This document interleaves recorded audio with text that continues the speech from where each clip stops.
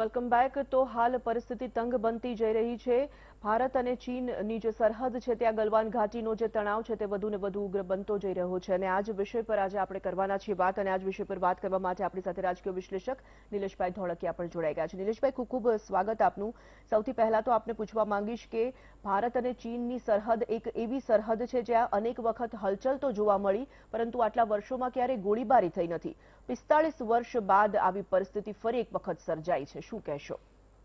સૌપ્રથમ તો મા ભૂમ ભારત માતા માટે જે લોકોએ પોતાના પ્રાણ ન્યોછાવર કર્યા છે તે તમામ વીર સૈનિકોને મારી શ્રદ્ધાંજલિ, તેમના પરિવારો અને અત્યારે બોર્ડર પર તહેનાત દરેક શૂરવીરને મારા વંદન છે।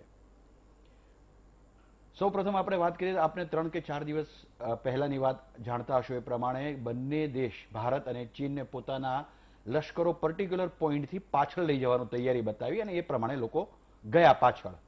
પણ આ શાંતિ પાછળ જે રીતે ચીને પોતાની ઓકાત બતાવી કે શાંતિ યાત્રા દરમિયાન શાંતિની વાત ચાલી હતી એ દરમિયાન એણે પોતાનું કૌવત બતાવી, પોતાનું ખોટું રૂપ બતાવી ભારત દેશના સૈનિકોને મારી નાખ્યા।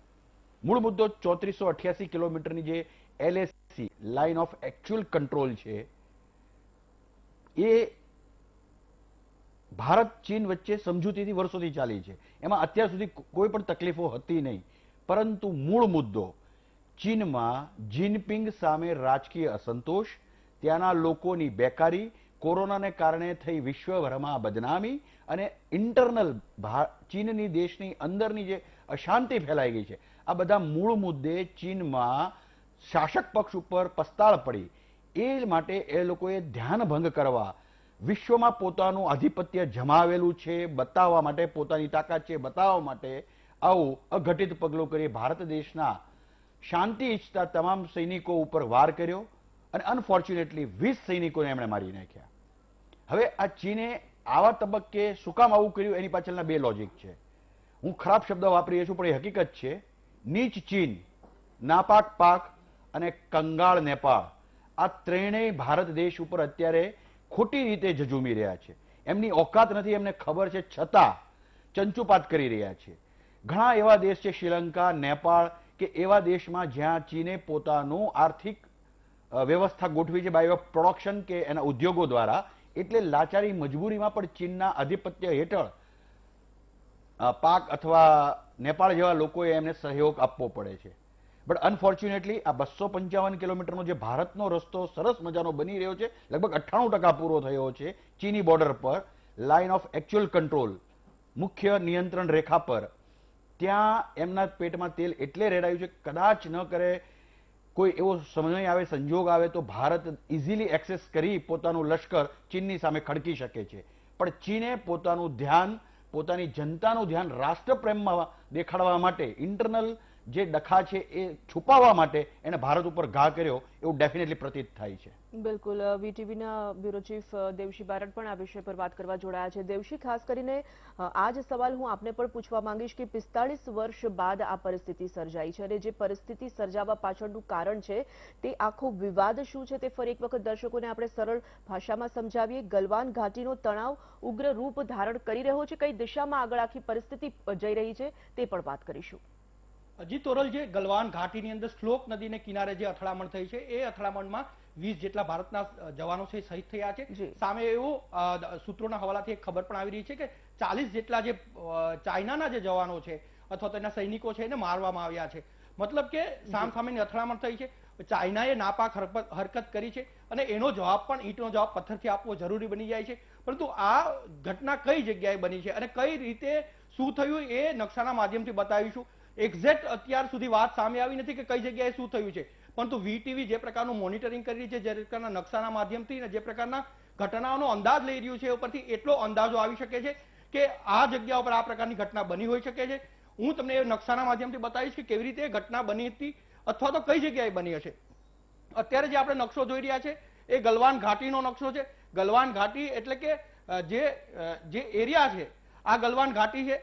આ ગલવાન ઘાટીની અંદર આ જે ભાગ જે છે એક લાઇન ઓફ એકચ્યુઅલ કંટ્રોલ એટલે કે ભારત અને ચાઇના વચ્ચેનો જે બોર્ડરનો જે ભાગ છે, એટલે કે એકચ્યુઅલ બોર્ડર જે છે એને જે આપણે કહીએ છીએ એ આ છે।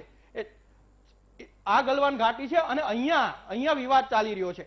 આ જે છે ચાઇના અત્યારે જે કહી રહ્યું છે, હું તમને બતાવવા માંગીશ કે ચાઇના જે અત્યારે પોતાનો દાવો કરી રહ્યું છે એ શ્લોક નદી છે. આ નદી છે ગલવાન નદી છે અને આગળ જતા શ્લોક નદી આવે છે અહીંયા. એટલે અહીંયા ગલવાન અને શ્લોક નદી બંને ભેગી થઈને આગળ એક નદી જાય છે અને આ દાવા ચાઇના કર્યું છે. ચાઇના એમ કર્યું છે કે આ લાઇન ઓફ એકચ્યુઅલ કંટ્રોલ છે અમારી નથી. અહીંયા એટલે કે લગભગ 20 કિલોમીટર હોઈ શકે, 15 કિલોમીટર હોઈ શકે, કેટલીક જગ્યાએ 30 થી 40 કિલોમીટરનો પણ ભાગ છે કે જ્યાં પોતાનો દાવો ચાઇના કરી રહ્યું છે.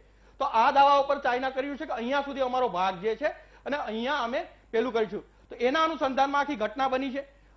જે ઘટના માનવામાં આવી રહી છે હું તમને ફરી એકવાર બતાવી રહીશ કે જે અહીંયા આ જે તમે જોઈ રહ્યા છો, આ જે ભાગ જોઈ રહ્યા છો, ત્યાં ચાઇનાએ પોતાનું જે હિસ્સો છે એટલે કે પોતે આ ભારતનો ભાગ છે તેમ છતાં પણ ચાઇના અહીંયા પોતાનો ભાગ સમજીને એના ટ્રુપ ઉતાર્યા હતા અથવા એના સૈનિકોને રાખ્યા હતા. એ સેટેલાઇટ ઇમેજથી વાત સામે આવી ચૂકી છે અને એ જે ભાગ જે છે એ ગલવાન ઘાટીનો અને શ્લોક નદીનો ભાગ છે.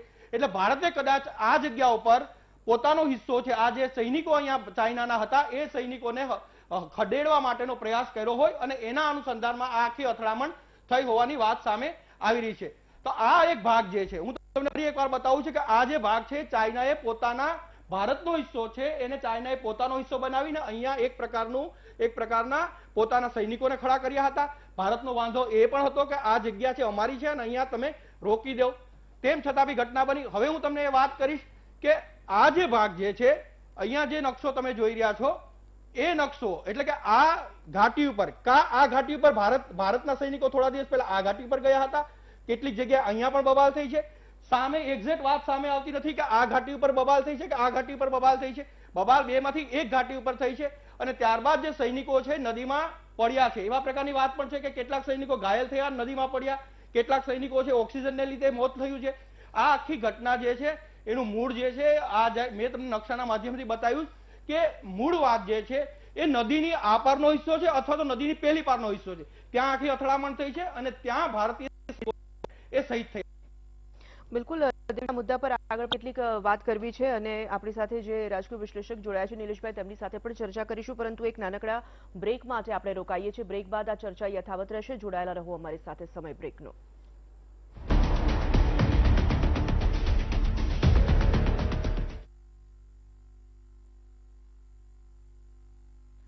ભારત ચીન ઘર્ષણ મુદ્દે રક્ષામંત્રી રાજનાથસિંહે મહત્વપૂર્ણ નિવેદન આપ્યું છે. ટ્વીટ કરીને કહ્યું છે કે આપણા જવાનોએ જડબાતોડ જવાબ આપ્યો છે.